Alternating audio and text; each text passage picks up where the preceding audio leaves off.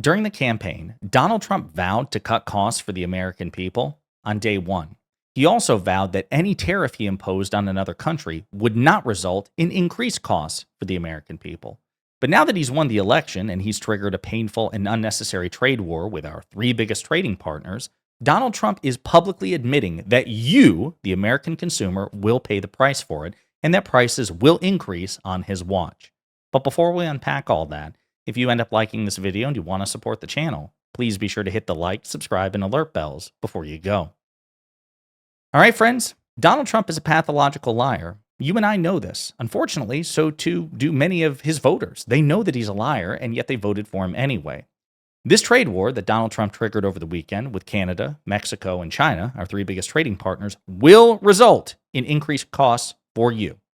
As he announced on Truth Social, the tariff lobby, headed by the globalist and always wrong Wall Street Journal, is working hard to justify countries like Canada, Mexico, China, and too many others to name continue the decades-long ripoff of America, both with regard to trade, crime, and poisonous drugs that are allowed to so freely flow into America. Those days are over. The USA has major deficits with Canada, Mexico, and China, and almost all countries, owes $36 trillion, and we're not going to be the stupid country any longer. Make your product in the USA, and there are no tariffs.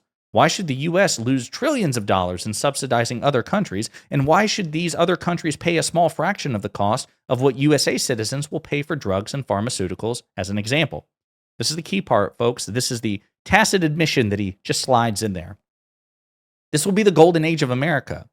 Will there be some pain? Yes. Then he says maybe, but maybe not. But we will make America great again, and it will all be worth the price that must be paid. We are a country that is now being run with common sense, and the results will be spectacular. So again, will there be some pain? Yes. He said there would be no pain. Now he said, okay, there's going to be some pain. He's also using the phrase, the price that must be paid. It will be worth the price that must be paid. Well, what price? You assured us that you would cut costs on day one. You failed. Grocery and gas prices are skyrocketing on your watch and have been for the past 2 weeks. You lied right to our face. And now you're saying there's an additional price that we're going to pay as a result of your trade war?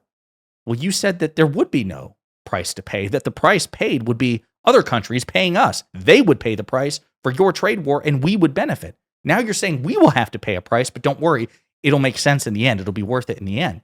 Donald Trump lied, and he is tacitly admitting in his own way that every economist, including conservative economists who supported Trump, were right when they said, hey, don't start a trade war because American consumers will pay the price for it.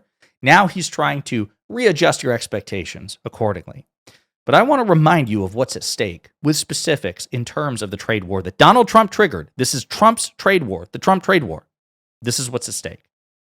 Most American cars contain parts that are made in Mexico and Canada.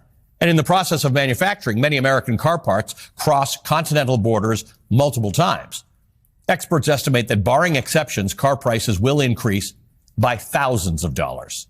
Many products like cars, electronics, denim, blue jeans, home goods, processed foods, they cross back and forth between all three North American countries as they're processed from raw materials to parts to a finished product at the point of sale. The decades of free trade between us and our neighbors have allowed that process and that relationship to develop. The United States imports roughly 70% of its crude oil from Canada and Mexico. And though Trump has indicated that there may be a 10% tariff on petroleum products instead of the 25% tariff being applied to the other sectors, the Council on Foreign Relations suggests that American consumers can expect to see gas prices rise at least 50 cents per gallon. So think about that.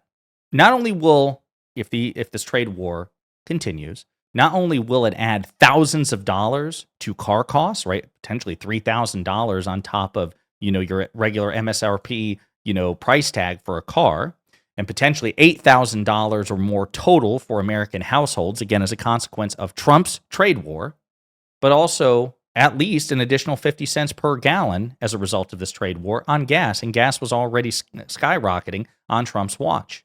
I thought it was all about cutting costs and cutting the cost of eggs and groceries and gas. And now Trump's policies, a direct 100% Trump's fault, a direct consequence of his trade war, not Democrats, not Joe Biden, not DEI, not wokeness, Donald Trump, these things are going to increase. And according to economic experts, they could increase pretty damn quick. Like, not in a matter of months, but in a matter of hours. No one knows.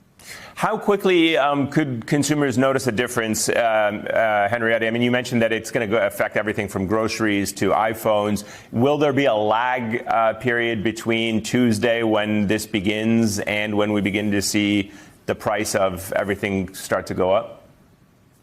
No, I would not expect that to be the case. It's incredible what Customs and Border Patrol can do. I have on very good authority for years now that they can change tariff rates within 12 hours. So once this executive order is signed and CBP has their marching orders, the tariff rates are so streamlined and harmonized that you can change rates in 12 hours. So this should be very quickly felt. And I think it's important to think about, state by state, what this is going to mean. 95% of heating oil from Maine comes from Canada. So it might be a 10% tariff, but it's on 95% of the heating oil you have. It's different for every state. Really quick. So potentially in a matter of 12 hours, as soon as CBP imposes the tariff on the exports from other countries. Staggering.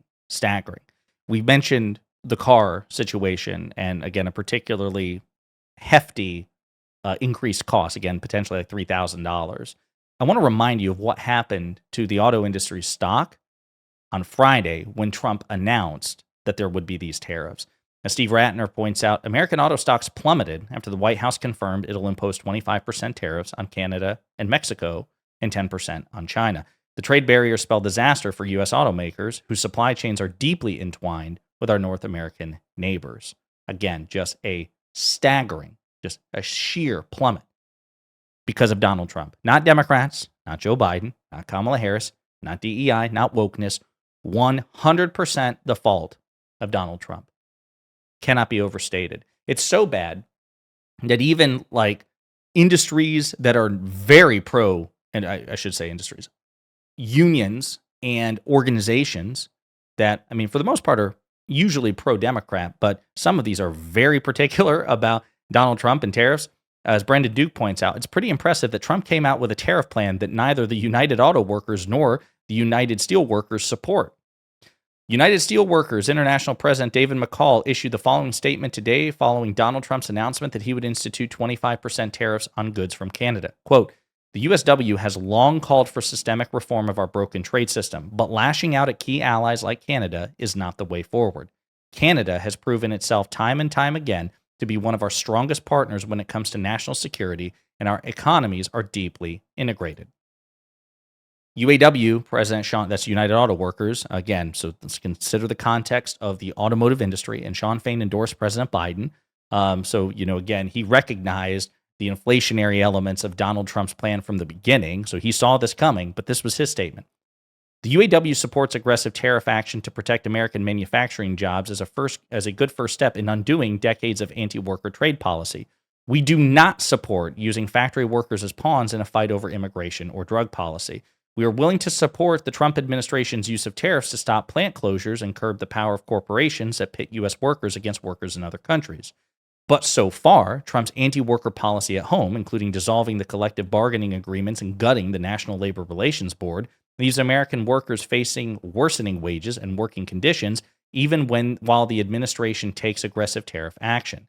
If Trump is serious about bringing back good blue-collar jobs destroyed by NAFTA, the USMCA, which, by the way, Trump negotiated, it's very important to note that the trade agreement that Trump is bitching about all the time now was the trade agreement that he negotiated in his first term, but he's hoping you don't remember that because he just assumes you're stupid.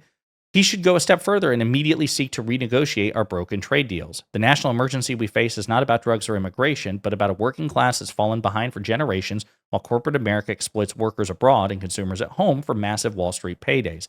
We need to stop plant closures, bring back American jobs, and stop the global race to the bottom immediately. Any tariff action must be followed with a renegotiation of the USMCA and a full review of the corporate trade regime that has devastated American and global working class. So it says something that even Sean Fain is like, hey, listen, I'm open to you using tariffs in a way that can help people here at home, even though, again, costs will increase. But the way you're doing it now is so ham-fisted that we can't even support it. So this just goes to show what I'm talking about here and what so many of us on the left and the Democratic Party have been talking about, that Donald Trump lied. He just lied once again in a very costly way. We are going to see, if this trade war persists, increased costs for American consumers and American households from a guy who promised that that would not happen under any circumstances. And actually, not only would he not raise your costs, he would cut them on day one. Lie after lie after lie after lie, and you will quite literally pay the price. And when I say you, I don't just mean liberals. I don't just mean blue cities, blue states, Democrats, marginalized groups, minorities, and women. I also mean Trump voters. And we'll probably do a video about that as well, about how you all might be particularly screwed as a consequence of this. In the meantime, let me know what you think in the comments.